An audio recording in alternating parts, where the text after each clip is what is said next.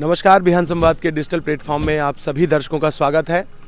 Good morning, सुप्रभात। हम लोग हैं जबलपुर में। हमारी सुराज यात्रा अब जबलपुर तक आ चुकी है और ये विधानसभा जबलपुर की उत्तर मध्य विधानसभा कहलाती है, जिसमें विनय सक्सेना जी अभी कांग्रेस से विधायक थे 2018 में जो चुनाव हुए।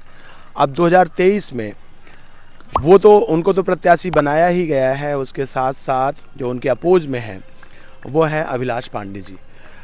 उसके साथ साथ अगर देखें कि विनय सक्सेना जी ने अपने 5 साल के कार्यकाल में क्या किया, सुशासन लाने के लिए, लोगों के बीच बेहतरी लाने के लिए उन्होंने क्या किया, तो यही देखने हम निकले हैं उत्तर मध्य विधानसभा में। और अभी जिस गार्डन में हम हैं, और हम इस गार्डन में भी देख रहे हैं कि बहुत अच्छा गार्डन है और इसको बहुत अच्छी तरह से डेवलप किया गया है। अभी नगर निगम का काम है तो बहुत ही अच्छा यहाँ पे डेवलपमेंट है, बहुत अच्छा काम है। यहाँ के लोगों से बात करेंगे और जानेंगे कि वो सुशासन को किस तरीके से देखते हैं और उनके बीच सुशासन किस तरीके से है, मतलब गुड गवर्नेंस उनके बीच किस तरीके से काम कर रही है, उनके जीवन में बेहतरी कैसे ला रही है।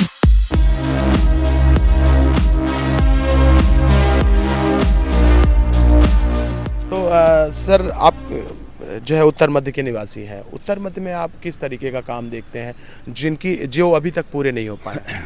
देखिए, नेताओं से उम्मीद होती है सड़क, बिजली, पानी, जो कि ये चीज़ें उपलब्ध कराई हैं बीजेपी के शासनकाल में। अब सवाल आता है कि जनता संतुष्ट है कि नहीं। जनता क्या चाहती है? जनता चाहती है कि हमारा नेता प्रति माह व्यक्ति से जानकारी ले कि उसको क्या सुविधाएं चाहिए, वो उपलब्ध कराए। तो इन कुछ कारणों से थोड़ा सा नेता जो हमारे जनता जनार्दन के बीच में नहीं आ पाती, इससे थोड़ा सा मन में आवेश आता है। तो आप बात किसकी कर रहे हैं? मैं उत्तर मध्य में हूँ, उत्तर मध्य के विधायक की बात कर रहे हैं? विधायक की बात कर रहा हूँ मैं। लेकिन बीजेपी के काम से आप संतुष्ट हैं, विधायक के ना आने से आप संतुष्ट नहीं हैं? काम से तो संतुष्ट हैं। तो क्या उत्तर मध्य के विधायक जो विनय सक्सेना है वो जनता के बीच नहीं होते हैं? जनता के बीच होते ना होने का ही रीज़न हम आपको बता रहे हैं। इनको जनता के बीच में आना चाहिए और जिसमें कि जनता जनार्दन अपनी बात इन तक पहुंचा सके। अच्छा, ये 2023 का जो चुनाव आने वाला है, जबलपुर में आप किस तरीके से इस चुनाव को देखते हैं? बीजेपी की सरकार आना चाहिए। जो चौहान जी कर रहे हैं, हर तरफ से अच्छा कार्य कर रहे हैं। किस और ध्यान ले जाना चाहते हैं आप हमसे, वो बात पूछें, उस बात का प्रामाणिक हम उत्तर देंगे। चलिए, रोजगार की ही बात कर लेते हैं, क्योंकि रोजगार बहुत अहम चीज़ होती है। देखिए सर, रोजगार में शिवराज चौहान की सरकार में 20 सालों में क्या काम हुआ? देखिए, सवाल आता है रोजगार का। ये केंद्र तक ले जाना चाहते हैं हम आपका ध्यान। 4 बीवी 24 बच्चे, रोजगार चाहिए आपको? क्या चाहिए? और बच्चे अनपढ़ हैं, पंचर बना रहे, सिलाई कर रहे हैं, इनको रोजगार चाहिए। ठेका लेके रखा है क्या? पैदा करने के पहले आपको सोचना चाहिए कि हम 2 बच्चे पैदा करें, 1 बच्चे पैदा करें, लाइन लगा के रखें। रोजगार हो चाहिए आपको कि आप अपने पैरों पे खड़े हो, 4 लोगों को रोजगार दें। आज मैं ये जिनेश जैन मामू 20 लेबर को मैं लगा के रखा हूँ अपनी दुकान में, रोजगार दे रहा हूँ। मांगने क्यों मांगे हम? किस बात से मांगे हम? ये 20-30 हज़ार रुपये की नौकरी करेंगे हम, नौकर बनेंगे? आप तो व्यवसायी हैं, आपके पास पूंजी रही होगी, आपने व्यवसाय कर लिया। लेकिन बहुत सारे ऐसे बच्चे हैं जो पढ़ते हैं और बहुत सारी पढ़ाई करके और आते हैं, उनके लिए अगर रोजगार के साधन सरकार उपलब्ध नहीं कराएगी तो फिर वो क्या करेंगे? रोजगार के साधन उपलब्ध नहीं कराए जाते, ये आपको करना है। आप पहला स्टेप तो रखें, लेकिन आप यही चाहते कि मेरे को बस कुर्सी चाहिए, पहली कुर्सी चाहिए। आप पढ़ाई के साथ साथ पूरा बोझ क्या पिता के ऊपर डालेंगे? नहीं, आप भी अपने पैर पे खड़े होकर आगे करें।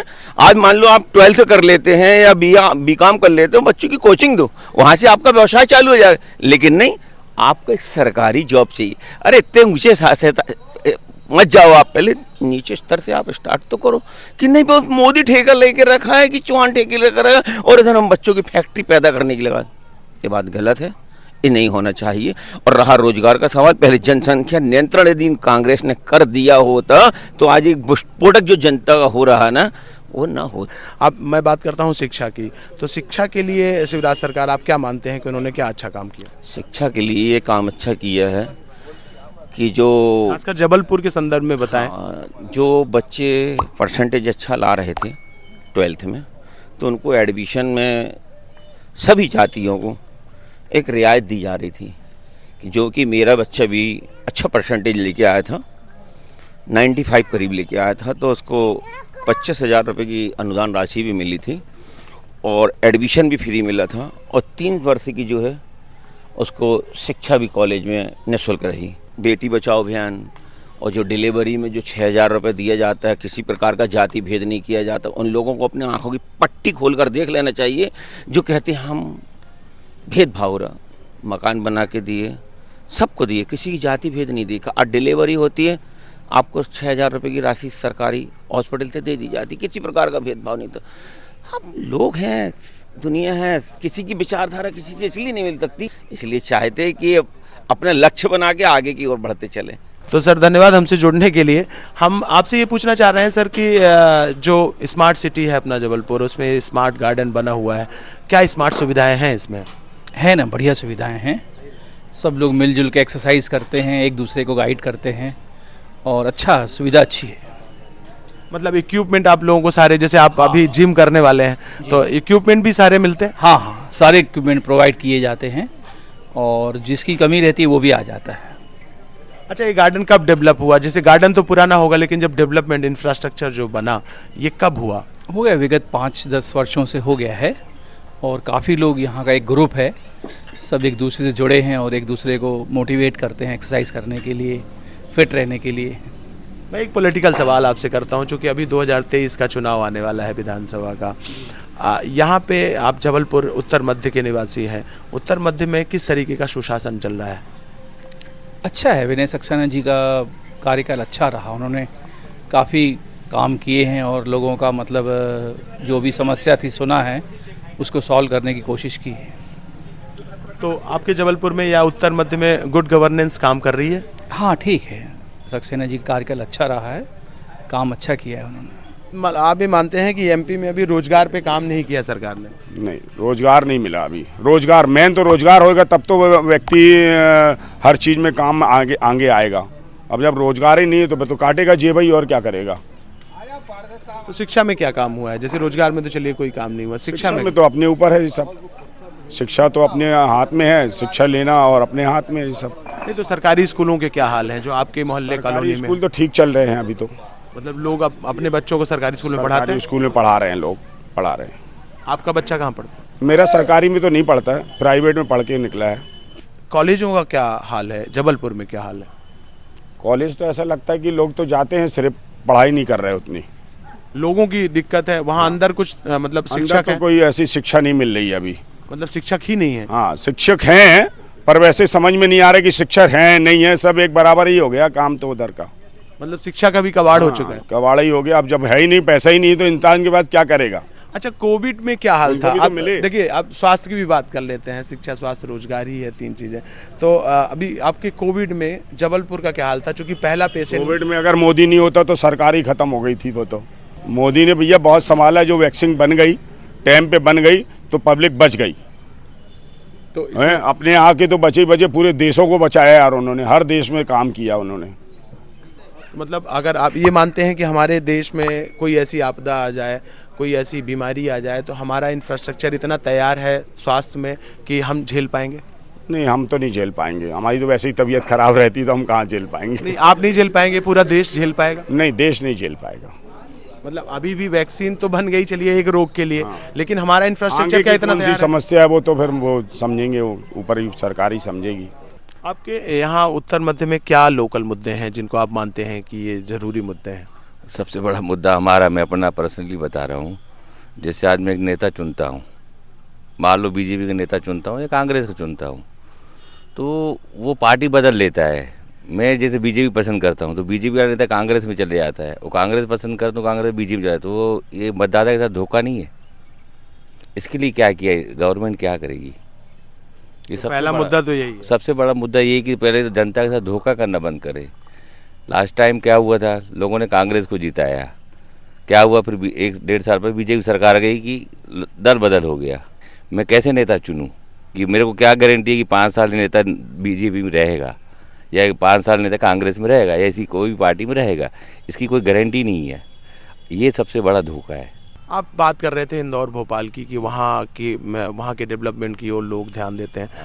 जबलपुर की बात करें तो जबलपुर तो बहुत पहले डेवलप हो गया था, बहुत पहले रेल कनेक्टिविटी से जुड़ गया था, तो अंग्रेजों के ज़माने से जुड़ा हुआ है इससे। लेकिन फिर भी यहाँ जो है उस लेवल का विकास क्यों नहीं हो पाया? नहीं हो पाता ना, इसलिए क्योंकि यहाँ पे क्या है कि अब उनको भोपाल और इंदौर पहले दिखता है। मतलब नेताओं को भी भोपाल इंदौर ही दिखता पहले दिखता है, सीधी करने वाले तो वही ना भाई, आम जनता थोड़ी करेगी जो भी करेगी। तो आप मानते हैं कि जबलपुर को जो है निगलेक्ट किया जाता है, छोड़ दिया जाता है? जिस हिसाब से क्या देखो, आज हमारा बीजेपी 4 साल से कांग्रेस से राकेश सिंह, आज तो कोई कैबिनेट मंत्री या कोई मंत्री बनाया गया उनको? 4 बार जीते हैं यहाँ से जबलपुर से वो।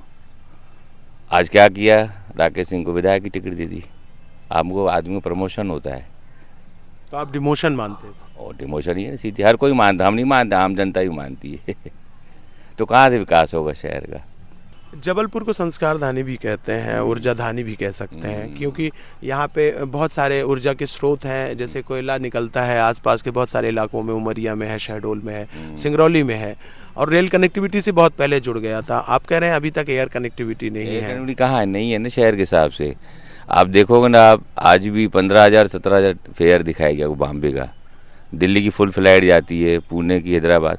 कनेक्टिविटी देना, वाया दे, भले डायरेक्ट नहीं दे, कनेक्टिविटी तो है आज एयर की। इतना बड़ा शहर है अपना जबलपुर का, आज 20 लाख की आबादी का। आप बात कर रहे थे राकेश सिंह 4 बार के यहाँ सांसद रहे हैं और उनको अब विधायक का टिकट दे दिया गया, डिमोट कर दिया गया। तो क्या मानते हैं कि बीजेपी इस बार हड़बड़ाहट में चुनाव लड़ रही है? ये अब इसके इतने हम गहराई में नहीं जाते हैं, पर उनको पता है कि किनको टिकट मिली, कौन कहाँ का है, अब कैसी सेटिंग करते ऊपर टिकट बांटने वाला, उन्हीं को पता। अपन को उनकी कोई जानकारी रखते भी नहीं ना, पूछते हैं किसी को। वो तो सामने आती बातें पढ़ते हैं तो समझ में आता है। अच्छा, आखिरी सवाल मैं आपसे करूँगा कि ये 2023 का जो चुनाव है क्या बदलने वाला है? क्या बदलेगा? 2 ही पार्टी हैं यहाँ पे, कांग्रेस बीजेपी। MP में दोनों में टक्कर है, कोई एक आएगी, क्या बदलेगा? कुछ नहीं बदलेगा। जैसे सालों से चलते आ रहा है वैसे ही चलता रहेगा। क्या बदलेगा? मैं तो देखा हूँ आज 1970 आज 54 साल हो गए। अपने महाकोशल क्षेत्र में जैसे बात करते हैं रोजगार की, कोई भी चीज़ करते हैं लोग, करते हैं मुख्यमंत्री ये किया वो किया, बड़े बड़े पेपरों में आता है हमने ये किया 5 साल में, पार्टियाँ देती हैं। मैं सिर्फ एक सवाल पूछ रहा हूँ उनसे कि महाकोशल क्षेत्र में आज जितने 50 साल में ऐसा कोई प्रोजेक्ट लगा है जिसमें 10-20 हज़ार लोगों को रोजगार दिया हो? इतने सारे थर्मल पावर लगे हुए हैं, NTPC जैसा। बताओ ना, कहाँ 20,000 लोगों को रोजगार इकट्ठा मिला हो? आप एक चीज़ बताओ ना, हम भी तो देखें। वो थर्मल लगे, वो लगे, सब कुछ है, वो अपनी जगह सब। 20,000 लोगों को रोजगार दिया हो जहाँ इकट्ठा। एक फैक्ट्री रहती है, जैसे लगाती है टाटा लगाती, बिरला, वो तो फैक्ट्री अपने जबलपुर महाकोशल में आती नहीं कोई भी कंपनी की। आज 50 साल से मैं देख रहा हूँ, कौन सा एक क्षेत्र जहाँ 20-25 हज़ार लोगों को रोजगार मिला हो, जो अपनी फैक्ट्री, ऑडियंस फैक्ट्री और फैक्ट्री, वहाँ से भी लोग रिटायर, तो उनको नई भर्ती तो है ही नहीं सालों से। रोजगार की तो बात ही नहीं होती है। मतलब कुछ भी बदलने वाला नहीं है, चाहे नहीं बदलेगा। कहाँ देखो, बदलने वाला तब होगा जब ऊपर से नियम कानून कुछ बदलें लोग। अपन पैसा बांट देते हैं, वही पैसा अपन अगर कोई फैक्ट्री या कोई चीज़ में लगाए, रोजगार दें, तो वो हमेशा का काम हो जाएगा। लेकिन अब क्या कर सकते हो? सर, आपके यहाँ ये बहुत अच्छा गार्डन बना है, स्मार्ट सिटी जबलपुर है और स्मार्ट गार्डन बन चुका है। सारी सुविधाएं यहाँ पे उपलब्ध मिलती हैं आपको? हाँ, काफ़ी कुछ मिलती हैं, लेकिन फिर भी सुधार की बहुत सी ज़रूरतें हैं यहाँ पे। मतलब जैसे कि अब कई जगह बड़े झूले नहीं हैं, या इन जगहों पे पानी भर जाता है, तो उन व्यवस्थाओं में भी सुधार की ज़रूरत है। और हम लोगों को सभी को एक व्यवस्थित जिम की ज़रूरत है। इस संबंध में महापौर जी से भी बात हुई, विधायक जी से भी बात हुई है, तो वो अंडर प्रोसेस हैं।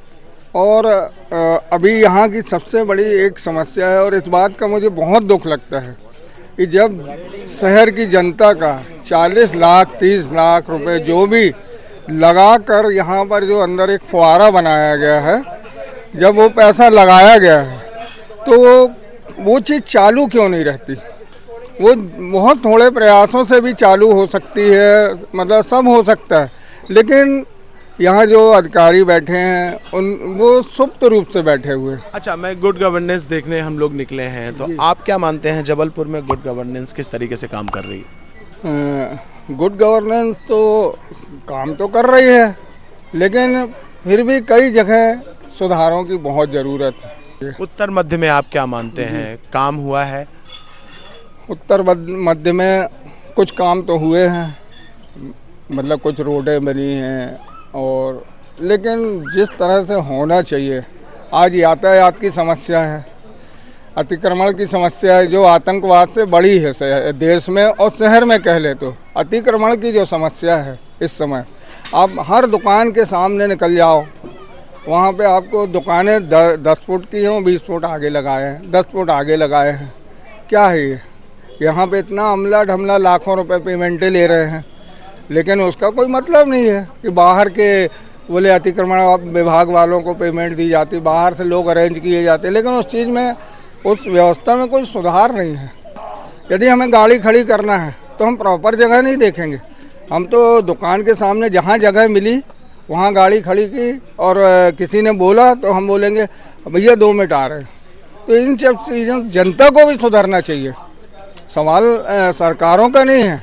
आज सरकार ने कोई नियम बना दिया, कुछ बना दिया, तो आप उसको इम्प्लीमेंट तो होने दो। और दूसरी चीज़ है कि सरकारों को भी उस पर सख्ती से लागू करने चाहिए। अभी एक बार 2-4 साल पहले जब अतिक्रमण हटाने का अभियान चला था, तो एक भी पुतला दुकानों के बाहर नहीं लगता रहा। क्यों नहीं लगता रहा? सिर्फ 3 दिन वहाँ पे कार्रवाई हुई थी।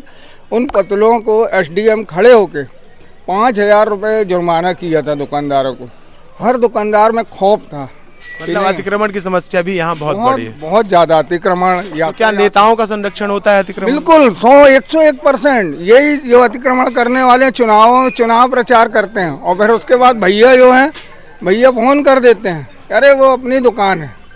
सबसे बड़ी चीज़ तो यही है। इसी वजह से आज लाडगंज थाना है, उसके सामने आप देख लो, हजारों बार पेपरों में छपा होगा यहाँ पे अतिक्रमण हटे। आज चूड़ी मार्केट है, आज बड़ा फुहारा है, कोई नेता इसको नहीं सुधार पा रहा। हमें तो ऐसा लगता है कि यदि मोदी जी स्वयं आके यहाँ की व्यवस्था सुधरवाएं तो भी ना सुधरेगी। आपका नाम? रवि कुमार जैन। धन्यवाद जी, थैंक यू। तो जैसा आपने देखा, हमने लोगों से यहाँ बात की, लोगों ने मिलीजुली प्रतिक्रिया दी, लेकिन इस मुद्दे पर ज़्यादा बात हुई कि रखरखाव, डेवलपमेंट तो हो जाते हैं लेकिन रखरखाव नहीं हो पाता, जिम्मेदारी तय नहीं हो पाती। तो सुशासन में सबसे बड़ी बात तो यही होती है कि जिम्मेदारी किसकी होगी, अगर कोई भी दुर्घटना होगी उसकी जिम्मेदारी किसकी होगी, या कोई काम सही तरीके से नहीं हुआ है उसकी जिम्मेदारी किसकी होगी। और जिस तरीके का विकास यहाँ देखा जा रहा है वो अधिकतर स्मार्ट सिटी का विकास है, ना कि यहाँ के नगर पालिका या नगर निगम का विकास या यहाँ के विधायक निधि से किया हुआ विकास है। ये जो विकास आपको दिख रहा है, हमारे पीछे एक गार्डन है, स्मार्ट गार्डन बनाया गया है, इसमें बहुत सारे पैसे खर्च किए गए हैं, लेकिन इसमें भी रखरखाव की कमी है, जिम्मेदारी की कमी है। सहयोगी शिवम और शिवम पांडे के साथ रविशंकर, बिहान संवाद।